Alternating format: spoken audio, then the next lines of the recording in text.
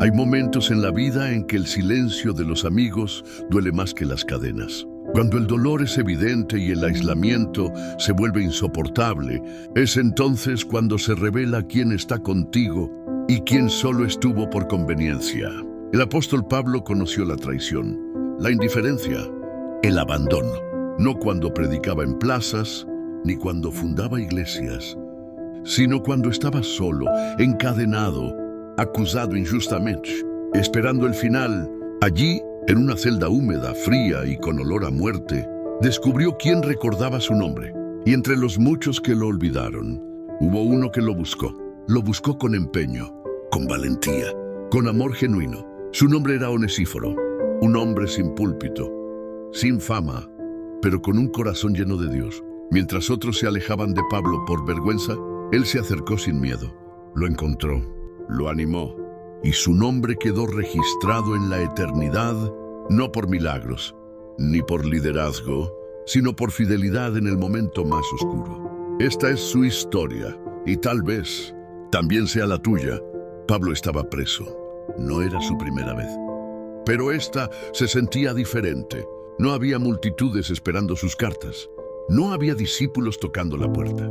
Solo cadenas y el eco de su fe resonando en las paredes de una celda romana. El gran apóstol de los gentiles, el predicador incansable, el que había enfrentado tormentas, azotes y naufragios, estaba ahora encerrado, desgastado por los años y olvidado por muchos. Algunos por miedo, otros por comodidad y otros simplemente porque ya no les era útil. Así es el abandono. No siempre grita, a veces solo se ausenta. Pablo lo dijo sin rodeos. Todos me han abandonado, solo Lucas está conmigo. Los nombres que antes viajaban con él, que predicaban junto a él, ya no estaban en esa soledad profunda. Es fácil dudar. ¿Valió la pena tanto esfuerzo? ¿Dónde están los que decían amarlo? Las paredes de esa prisión guardaban más que un cuerpo. Guardaban la herida de un alma fiel, olvidada. Roma era una ciudad imponente, llena de vida, de ruido, de religiones y filosofías. Pero en medio de su grandeza, había un hombre encadenado que no pedía libertad, sino consuelo. Pablo, prisionero de Cristo, sabía que su carrera estaba por terminar. Y lo más doloroso es que la soledad no venía de los enemigos, sino de los hermanos. Temían acercarse, no querían ser identificados con él. Después de todo, ¿quién querría estar del lado de un criminal del imperio? Pero no era el imperio lo que preocupaba a Pablo, era la frialdad de la iglesia. Su cuerpo estaba atado, pero su espíritu aún escribía, aún oraba, aún creía. Y aunque sentía el peso del abandono, no se rendía. Sabía que el evangelio no estaba preso. Sabía que Dios no lo había dejado. Y sabía que el amor verdadero, el que viene de lo alto, siempre encuentra la forma de llegar, aún entre barrotes. Y así llegó un hombre, desde lejos, con un corazón firme y un paso decidido. Su nombre, Onesíforo. Entre las multitudes de Roma, entre mercaderes, soldados, filósofos y criminales, hay rostros que se pierden, nombres que vienen y van, que no dejan huella. Pero hay uno que el cielo decidió grabar en la eternidad, un nombre sencillo, sin títulos, sin linaje destacado, pero con un acto tan valiente que atravesó las paredes del tiempo. Onesíforo no era apóstol, no era profeta, no escribió cartas ni fundó iglesias, pero sí hizo algo que pocos se atreven a hacer. Buscó a un olvidado en una ciudad donde ser cristiano era arriesgar la vida. Él no se escondió, no se limitó a orar a la distancia. No dijo, voy a esperar que Dios lo consuele. Se movió, actuó, preguntó, investigó y finalmente encontró a Pablo. No por curiosidad, sino por amor. Un amor tan fiel que Pablo no lo olvidó. Y Dios tampoco. Roma no era un lugar seguro para un discípulo de Cristo, mucho menos para uno que se atreviera a asociarse con un preso político acusado de alterar el orden, de proclamar a un rey que no era César. Pero Onesíforo no se dejó dominar por el miedo. Caminó por calles que no conocía, habló con extraños, tocó puertas, desafió miradas. Él no buscaba reconocimiento, Solo quería abrazar a su hermano. ¿Sabes cuántos habrían dicho no vale la pena? O habrían pensado no es mi problema. Pero él sabía que el evangelio no es solo predicar, es estar. Estar cuando duele, estar cuando nadie más lo hace. Estar cuando la fe necesita presencia y no solo palabras. Y así, ese hombre, ese anónimo a los ojos del mundo, se convirtió en un héroe en las Escrituras. Porque el reino de Dios no está reservado para los famosos, sino para los fieles. Y en esa fidelidad, Onesíforo brilló como una antorcha encendida en medio del abandono. Las palabras de Pablo no dejan espacio a la duda. No se avergonzó de mis cadenas. ¿Te das cuenta del peso de esa frase? En una época en la que ser cristiano era un riesgo, estar junto a un prisionero del evangelio era casi firmar una sentencia de muerte. Muchos se alejaron, algunos por temor, otros por reputación, otros simplemente por conveniencia. Pero no Onesíforo. Él no se avergonzó, no se ocultó, no bajó la mirada. No dijo, yo lo conocí antes de que lo arrestaran. Él fue, lo visitó, se sentó con él, lo animó, lo abrazó. Y en medio de esa celda, las cadenas de Pablo dejaron de ser símbolo de derrota para convertirse en símbolo de fidelidad. Onesíforo no liberó a Pablo físicamente, pero lo fortaleció en el alma. Porque cuando alguien se atreve a amar, donde otros se apartan, lo imposible comienza a romperse. Y esas cadenas no volvieron a sonar igual. Qué fácil es amar a quienes están en la cima. Qué cómodo es abrazar a los que brillan, a los que todos aplauden, a los que están en victoria. Pero la verdadera lealtad se prueba en el valle, en el dolor, en el desprestigio. Onesíforo fue luz en una mazmorra, voz de consuelo en medio del juicio. No necesitó un púlpito, solo un corazón dispuesto. Y eso marcó la diferencia. Pablo no pidió oro, ni justicia, solo valor, compañía, un poco de humanidad. Y Onesíforo se lo dio, sin promesas de recompensa, sin esperar reconocimiento. Fue allí donde el evangelio se hizo carne, no en el templo, sino en la prisión, no en palabras, sino en presencia. Y ese acto, pequeño para muchos, fue eterno para Dios, porque en el cielo las cadenas de los fieles son más gloriosas que las coronas de los cobardes. La Escritura no dice que Onesíforo se topó con Pablo, dice algo mucho más profundo. Lo buscó con solicitud hasta encontrarlo. No fue casualidad, fue intención, fue esfuerzo, fue amor en movimiento. Piensa en ello. Una ciudad tan inmensa y caótica como Roma, llena de calles, soldados, peligros y prisiones ocultas. Y sin embargo, él no se rindió. Preguntó, caminó, escuchó rumores, tocó puertas, insistió. Porque para él, Pablo no era una causa perdida, ni una carga olvidada. Era un hermano, un padre espiritual, un siervo que había dado su vida por otros y que ahora necesitaba ser sostenido. ¿Te das cuenta del corazón que se necesita para eso?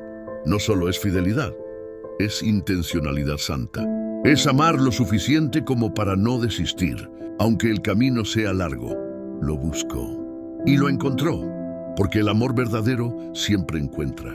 Buscar con solicitud es ir más allá del lo intenté, es romper la comodidad, el calendario, el miedo, es poner al otro por encima de ti.